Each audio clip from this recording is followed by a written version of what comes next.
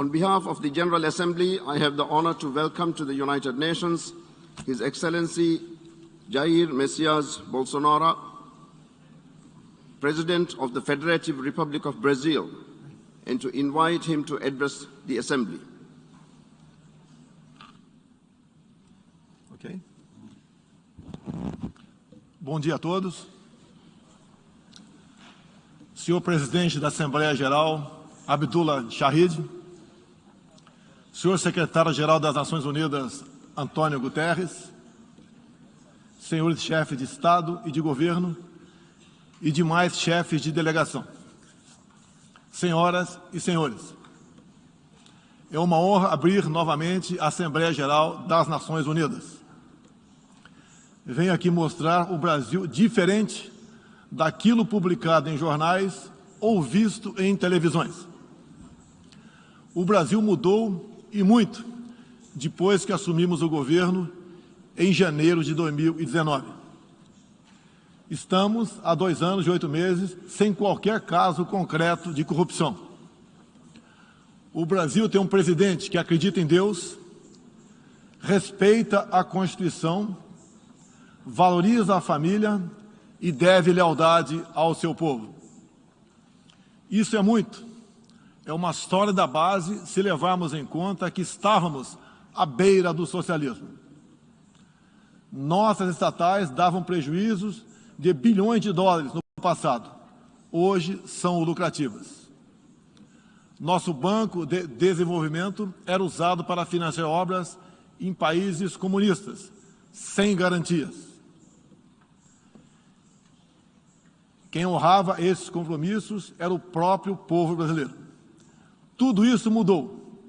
Apresento agora um novo Brasil, com sua credibilidade já recuperada diante do mundo. O Brasil possui o maior programa de parceria de investimentos com a iniciativa privada de sua história. Programa que já é uma realidade e está em franca execução. Até aqui foram contratados 100 bilhões de dólares de novos investimentos e arrecadados 23 bilhões de dólares em outorgas. Na área de infraestrutura, leiloamos para a iniciativa privada 34 aeroportos e 29 terminais portuários. Já são mais de 6 bilhões de dólares em contratos privados para novas ferrovias. Introduzimos o sistema de autorizações ferroviárias, o que aproxima nosso modelo ao americano. Em poucos dias recebemos 14 requerimentos de autorizações para novas ferrovias, com quase 15 bilhões de dólares em investimentos privados. Em nosso governo, promovemos o ressurgimento do modal ferroviário. Como reflexo, menor consumo de combustíveis fósseis e redução do custo do Brasil, em especial no barateamento de produção de alimentos. Grande avanço vem acontecendo na área do saneamento básico. O maior leilão da história do setor foi realizado em abril, com concessão ao setor privado dos serviços de distribuição de água e esgoto no estado do Rio de Janeiro. Temos tudo o que o investidor procura.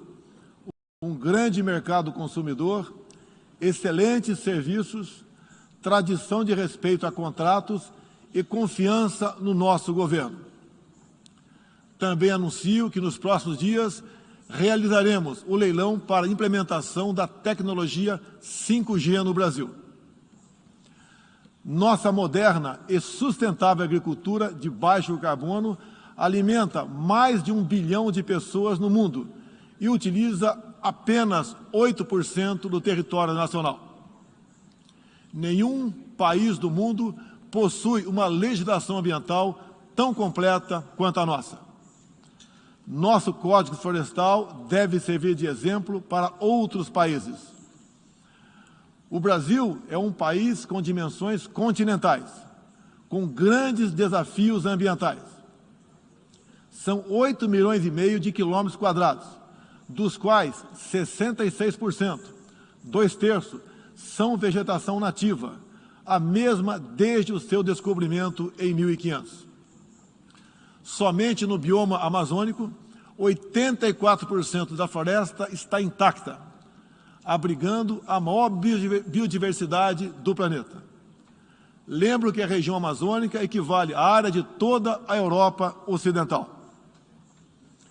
Antecipamos de 2060 para 2050 o objetivo de alcançar a neutralidade climática. Os recursos humanos e financeiros destinados ao fortalecimento dos órgãos ambientais foram dobrados, com vistas a zerar o desmatamento ilegal. E os resultados desta importante ação já começaram a aparecer. Na Amazônia, tivemos uma redução de 32% do desmatamento no mês de agosto, quando comparado a agosto do ano anterior. Qual país do mundo tem uma política de preservação ambiental como a nossa? Os senhores estão convidados a visitar a nossa Amazônia.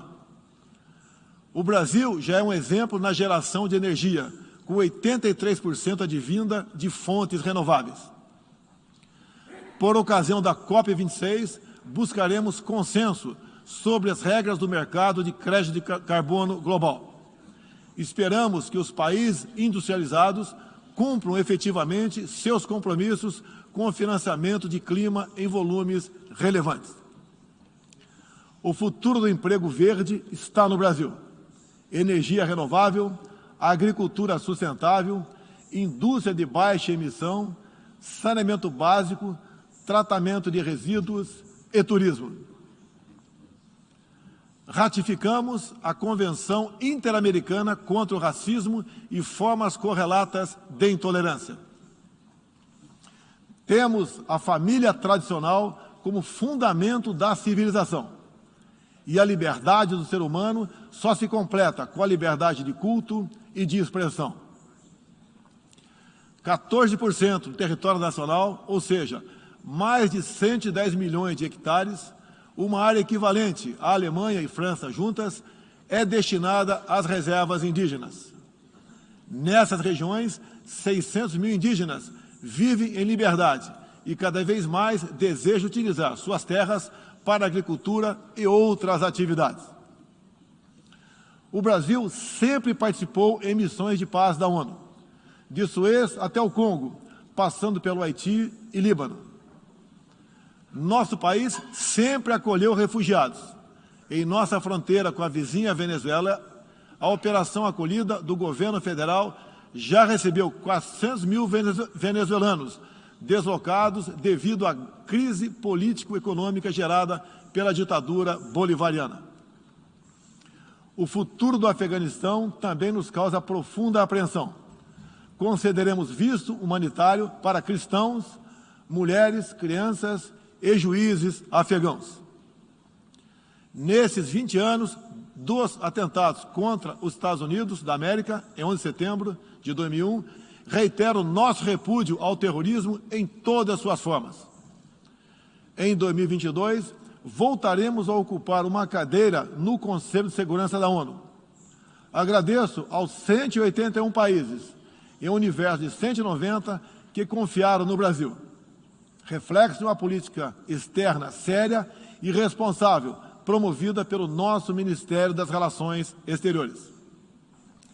Apoiamos uma reforma do Conselho de Segurança da ONU, onde buscamos um assento permanente. A pandemia pegou a todos de surpresa em 2020. Lamentamos todas as mortes ocorridas no Brasil e no mundo. Sempre defendi combater o vírus e o desemprego de forma simultânea e com a mesma responsabilidade. As medidas de isolamento e lockdown deixaram um legado de inflação, em especial nos gêneros alimentícios no mundo todo. No Brasil, para atender aqueles mais humildes, obrigados a ficar em casa por decisão de governadores e prefeitos e que perderam sua renda, concedemos um auxílio emergencial de $800 para 68 milhões de pessoas em 2020. Lembro que terminamos 2020, ano da pandemia, com mais empregos formais do que em dezembro de 2019, graças às ações do nosso governo com programas de manutenção de emprego e renda que nos custaram cerca de 40 bilhões de dólares. Somente nos primeiros 7 meses deste ano, criamos aproximadamente 1.800.000 novos empregos.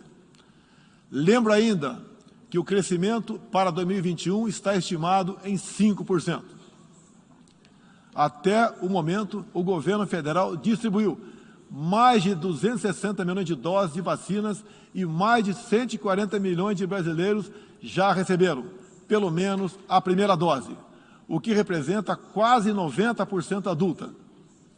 80% da população indígena também já foi totalmente vacinada. Até novembro, todos que escolheram ser vacinados no Brasil serão atendidos. Apoiamos a vacinação. Contudo, o nosso governo tem se posicionado contrário ao passaporte sanitário ou a qualquer obrigação relacionada à vacina.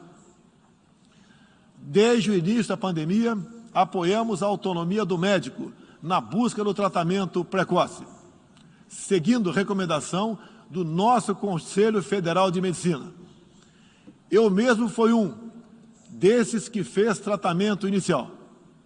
Respeitamos a relação médico-paciente na decisão da medicação a ser utilizada e no seu uso off-label. Não entendemos porque muitos países, juntamente com grande parte da mídia, se colocaram contra o tratamento inicial. A história e a ciência saberão responsabilizar a todos. No último 7 de setembro, data da nossa independência, milhões de brasileiros, de forma pacífica e patriótica, foram às ruas, na maior manifestação de nossa história.